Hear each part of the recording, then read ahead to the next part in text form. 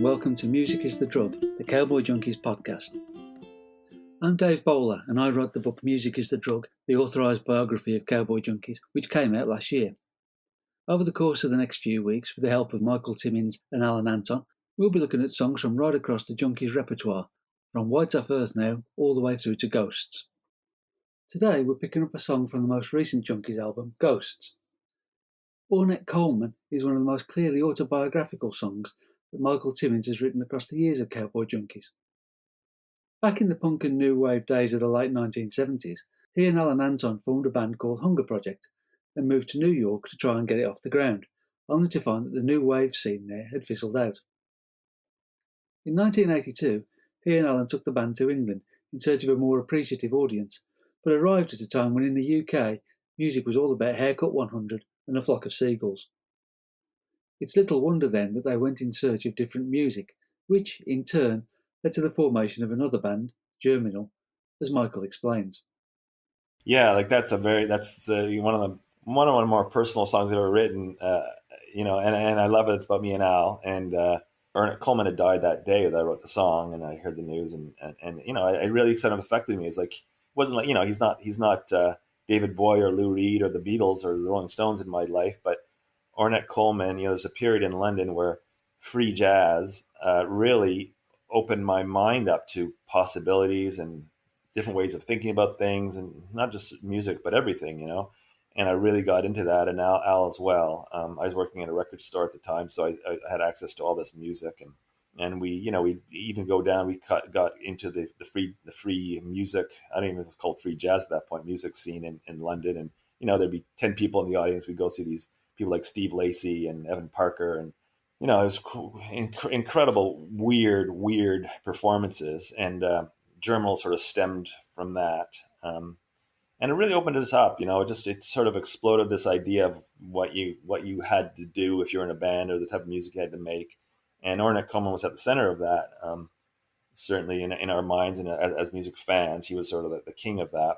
More so than like a John Coltrane. Coltrane was too much of a giant. He was sort of like the Beatles, Ornette Coleman's more sort of down to earth. He was more like the Stones. You sort of figure that stuff out. So so that song is really about just sort of a real epiphany. A true that period of my life was huge in who I became, and certainly in the creation of the Junkies for both of us. And even though people probably can't see the connection between the Cowboy Junkies and Ornette Coleman, it's there in that period. As Alan points out, you can see that early jazz influence most clearly in the unusual roles that he, Pete, and Mike adopt within the group's sound. Yeah, exactly. Without the drums and the bass doing what they're doing, it would just be rhythm going on, and then it would be up to the guitar player and the vocalist to create all the melodic stuff. But with me and Pete holding down those jobs, Mike's able to just, play whatever, which he really enjoys, obviously. And he turns into, Miles Davis or John Coltrane in his head sometimes, and thinks of it that way. It's more like a saxophone, really, or something, definitely jazz-oriented player. I think, we just listen to so much jazz in such a short period of time. Probably 3 years in the time we were in London was all that, because we just sort of discovered it really and got deep into it. And especially the avant-garde stuff from the 60s onwards, Cecil Taylor and all that, and Ornette. We just love that stuff. And we started a band called Germinal when we were there, which was just instrumental, bashing around on electric instruments, but trying to sound like Cecil Taylor, I guess, at the time.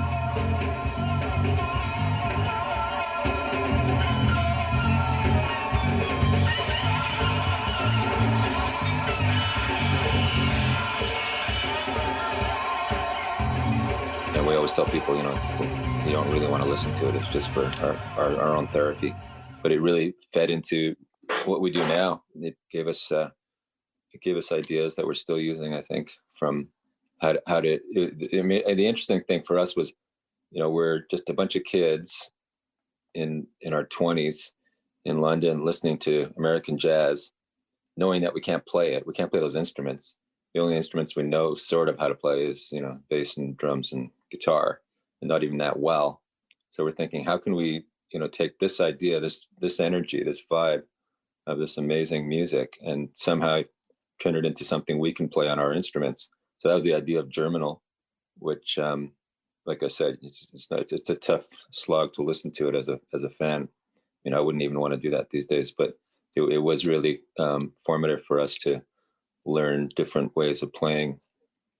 I think it was a trio at first, and then we added a guy on soprano sax, which got really jazzy at that point. So, we went through the motions, I guess, pretending to be jazz musicians on rock instruments, and and kept it in mind, obviously, until now.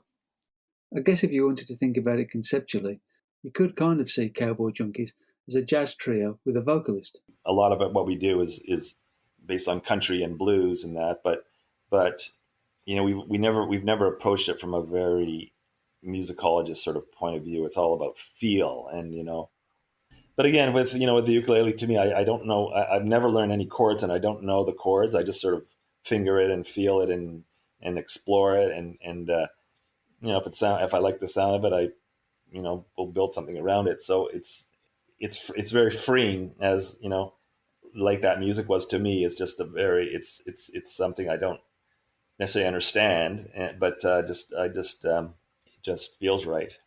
There, a lot about improvisation is feel and listening. It's about listening to each other while you play, rather than just realize, okay, these are the chords I play, and this is the way I play it. And if the other people don't play it along with me, well, that's their problem. It's about adjusting and moving and listening. Listening is the biggest thing. So I think that period for us as musicians, the Germinal period and the free jazz improvisational period that we were listening to, it really sort of brought that home. It's about creating. It's not just about regurgitating. So that was a huge period, and it was just it was mind blowing. It just getting into that music and sort of trying to understand it and come to terms with it and being moved by it was really a big part of my life. It was like when I was it was back to, there's all sorts of periods like that. There was the punk period in the late 70s as well, and then when I was a kid in the early 70s, with the sort of coming to certainly hearing the Velvet Underground and hearing David Bowie. Hearing it in terms of understanding it and having it affect you. But and this was sort of the next phase. We hope you enjoyed this episode of Music is the Drug. We'll be back to look at another song next week, but in the meantime, please subscribe to the podcast, like it, add reviews, and tell your friends that we're here. To keep up to date with the band, head for cowboyjunkies.com and maybe take a look at the links in the show notes too. See you next time. Made me question the shape of my life to come.